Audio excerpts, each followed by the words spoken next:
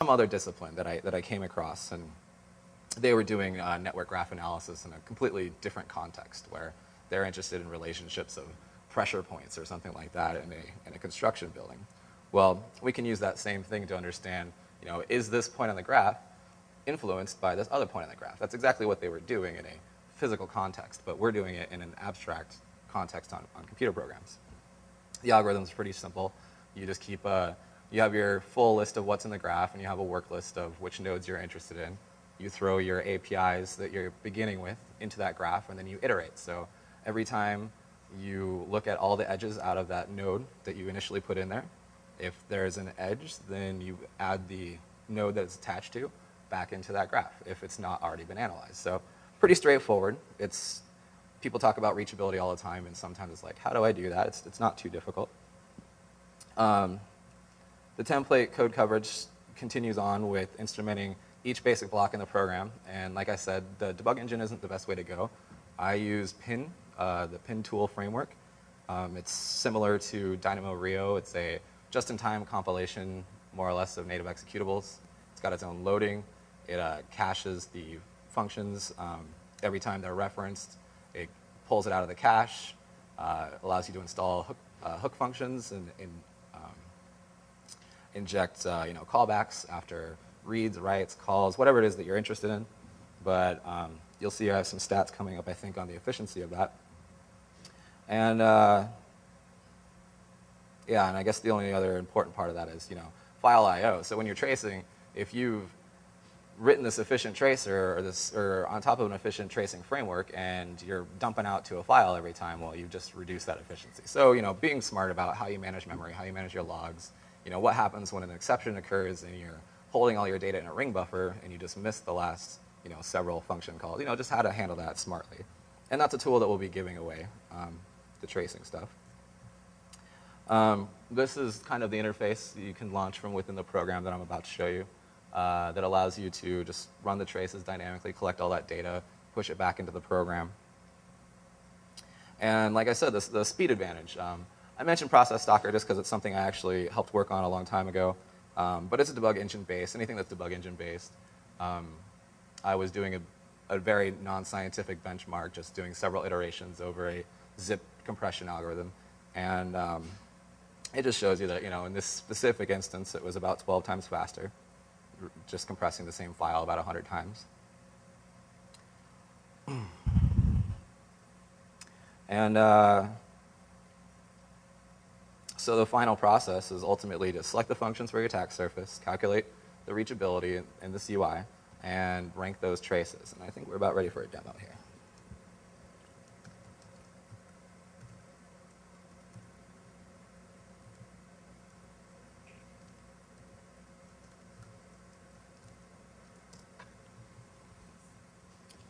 All right. So we're going to go ahead and start a new project here.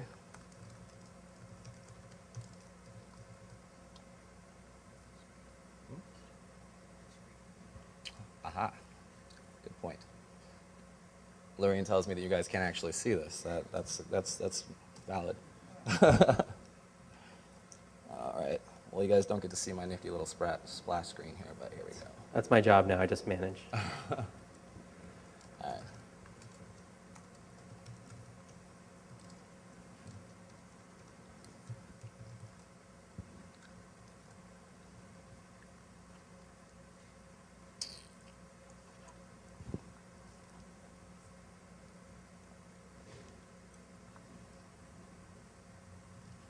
All right. Oh, this is going to be difficult. Okay. I didn't actually expect for this not to be mirrored, but okay. So we've got a new project, and what we're looking for is that 7-zip module, which we have here. So it detects whether or not there's been a database already accumulated by CODIS or exported from IDA. So just to be time efficient, we'll do that. And actually, let's go ahead and load some traces so I can show you the full functionality here.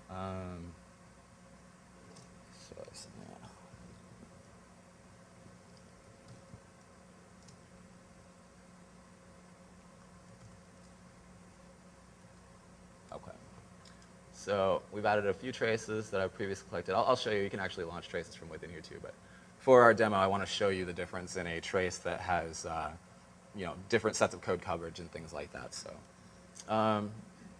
we have our module here. And okay. So there's some configurability in my graph setup here. This is an open source control that does the actual rendering. Everything else is code that I've written. So let's see. We're going to start with this. Okay. So we're going to be interested in things like, does this program have a reference to read file in it, right? So let's go find out if there's a reference to read file.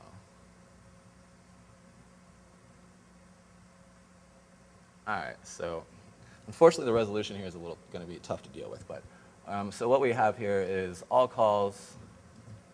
Gosh, it's going to look great on video, by the way. All right, well, so statically, yes, read file is referenced in there. Now let's check out if this is a trace that basically just ran the usage statement. So we're going to ensure that this doesn't have a reference. Oh, demos.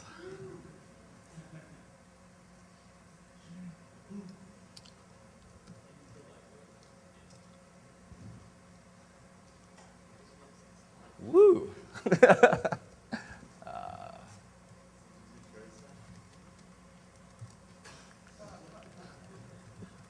Clever. All right. I won't waste too much more of your time if this doesn't work out right, because this is very, very difficult to do here anyway. But this is the easy-to-use interface that allows you to go ahead and add modules, traces, compare them. I just want to do this one more time so I can show you the ranking. That's mostly one of the important parts.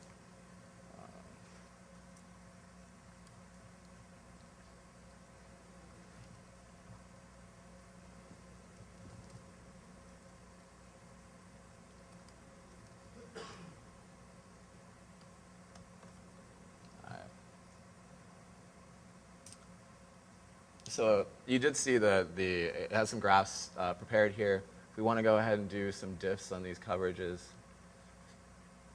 you can see that these two actually are kind of both the same execution. They're just like a usage statement. This one is zipping a file using the compression program. And so you can see here that this would be the location where you would say, out of that attack surface, I'm not sure if I showed you that part yet. So out of this attack surface,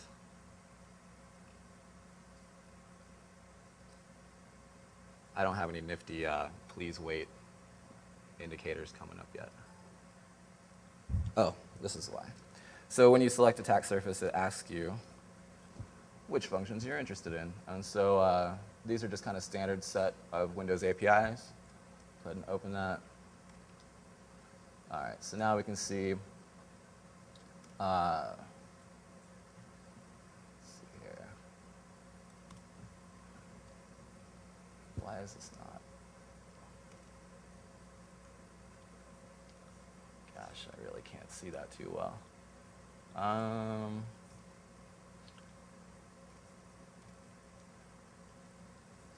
Yeah, it's a little bit better. So if we want to see everything that eventually leads to a read file being called, for example. Sorry. Callers is what we're looking for. Then you can look at your trace file here. If you want to overlay that trace with some of this runtime data, so we're curious what exactly in this program was touched after that read file was executed. This will take just a second. How are we doing on time since I crashed there? Okay, so now you can see that static attack surface graph, which showed all calls that would reach read file, these are the blocks that were executed during the execution of the program that led to or from any other function that was touching read file. So essentially, this is the expanded attack surface of the program after you have taken into account the runtime data, the indirect calls, things like that. So you're going to use this data, once again, to select which one of these files. Of course, we can, here, let's do this real quick. We can go ahead and run a bunch more. Oh, first I got to do this. I got to add some input files that we're interested in.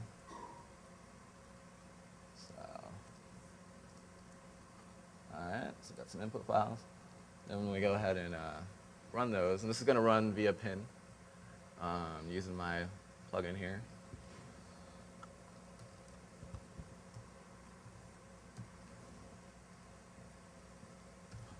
And so this is collecting, again, this is collecting code coverage. Of course, it's going to show you on this window. It's launching it and running it on this window and not going to allow me to interact with it, I don't think.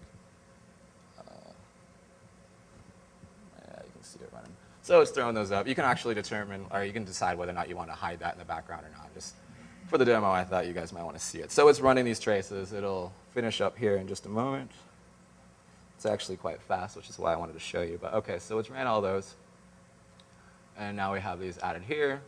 And if we did another trace ranking, those would show up to basically be nothing because they're just an empty zip file. But from here, we will go jump back in because at this point, you would select one of those traces.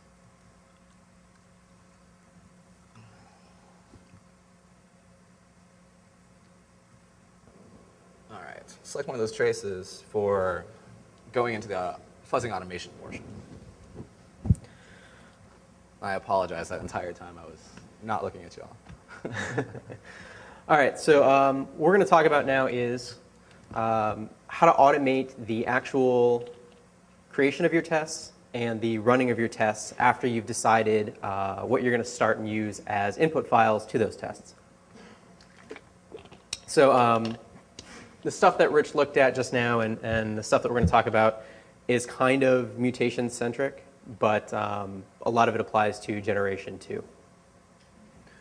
So where did my cursor go? Yeah, go left. There we go.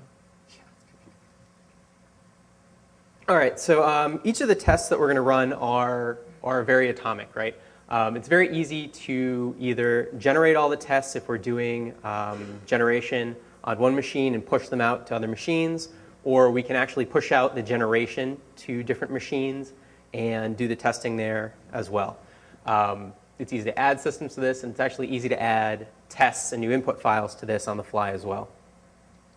So we're going to make use of that centralized management to get there, and I'll show you that in just a sec. So when we're managing our actual run test cases, there are many benefits to actually running these in a debugger. The first is that it allows us to do some very interesting things like we can add interesting debugging technologies that don't take up too much time. Like PageHeap will run not inside a debugger, but there are other technologies that won't, that need some instrumentation. So if we build a debugger to wrap these things and watch them at all times, we can add in some of that not terribly too intrusive instrumentation to try to get some more data out. We can take a look at first chance exceptions that may have been handled by a piece of software that are still an indicator of some sort of problem that we'd want to take a look at, depending on what operating system you're using. And we want to make sure that